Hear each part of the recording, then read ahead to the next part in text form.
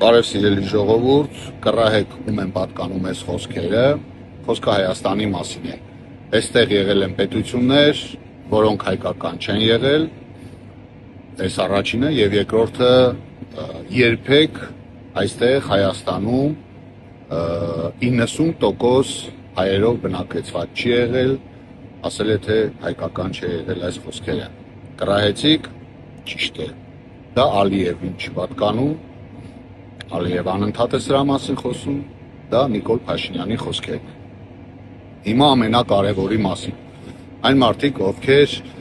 կողմնորոշված են առնվազն մեկ բանում, որ պետք է մասնակցել ընտրությանը, անկախ նրանից ում են տալի ձայները, նրանց մասին չէ, խոսքս այն մարդկանց մասին է, դիմում եմ այն մարդկանց, ովքեր կողմնորոշված չեն կամ ավելի շատ գտնում են, որ իմաստ չունի մասնակցելու։ Ոչ, սիրելիներս, ես ձեզ խնդրում եմ, հորդորում եմ, որպեսզի դուք իմանաք, որ մեկ ձայնը որոշիչ է, եւ այն տրամաբանությունը, որ ես շատ հաճախ հանդիպում եմ զրույցներում, որ մեզանից ոչինչ կախված չէ եւ մենք չունենք ընտրություն, չենք ցանկանում, ոչ մեկին հավանություն չենք տալիս, հետեւաբար չենք գնալու, չենք ընտրելու ոչ մեկին, դրանով դուք կատարում եք ընտրություն, ուղիղ ասում եմ, դա նույնն է, ինչը ընտրել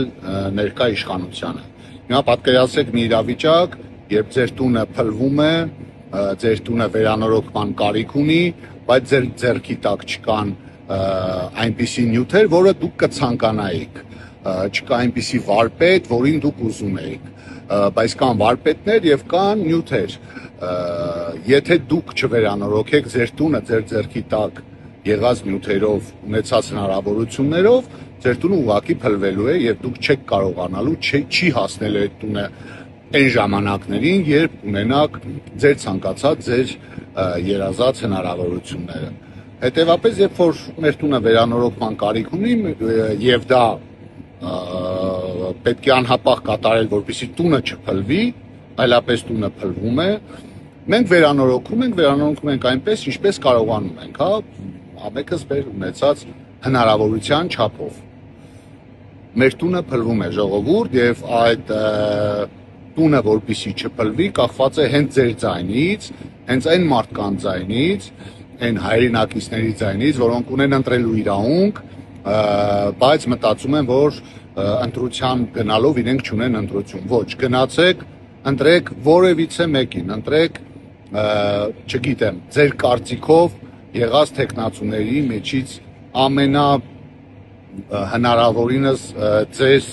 ձեր հավանածին, որին ավելի շատ կհավանեք, բայց չգնալով ընտրություններին, դուք կատարում եք ուղիղ ընտրություն քաղաքացիական պայմանագրի։